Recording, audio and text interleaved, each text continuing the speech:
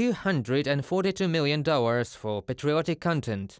One of the generous sponsors of Russian propaganda, the Institute for the Development of the Internet, published the results of the competition for the creation of national content on June 2nd this year. Thus, 163 projects will receive $121 million.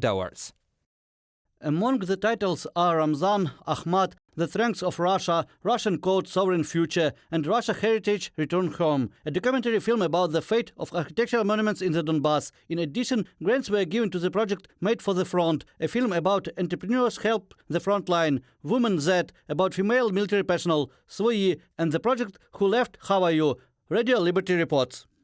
Russian authorities spend billions of rubles every year on propaganda films, series, media projects and video games, or more simply, on patriotic content. With the start of the Russian war against Ukraine, the need for war propaganda in the Federation has grown, experts say.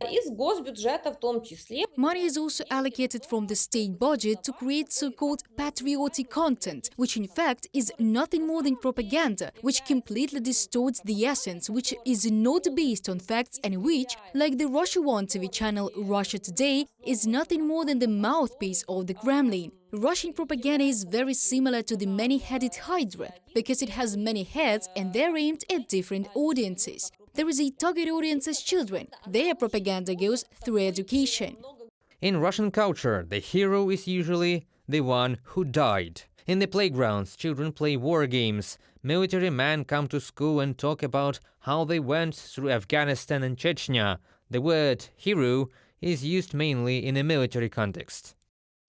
It turns out that adults who are extremely important to the child offer only one way to become a hero: to sacrifice themselves to the fatherland, risking death or serious wounds. Little is said with children about the fact that other good deeds can be done to develop the country, to help people, and at the same time stay alive. Stanislav Khotsky, psychological consultant, specialist in correction of destructive, aggressive and violent behavior, in his column in the publication Verstka.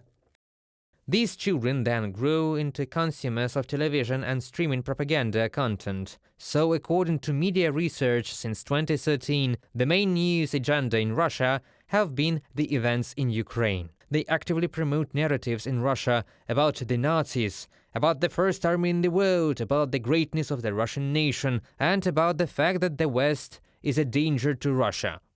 Человек очень не любит ошибаться.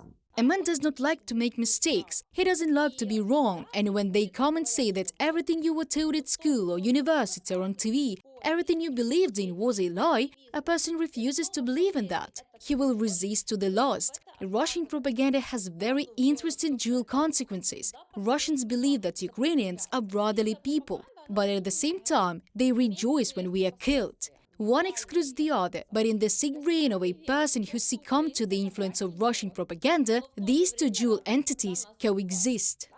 Even the fact that the reality absolutely does not match the television picture does not bother the Russians, experts say. Citizens believe in the greatness of their country, despite the fact that, according to the Federal State Statistics Service, every seventh Russian lives below the poverty line.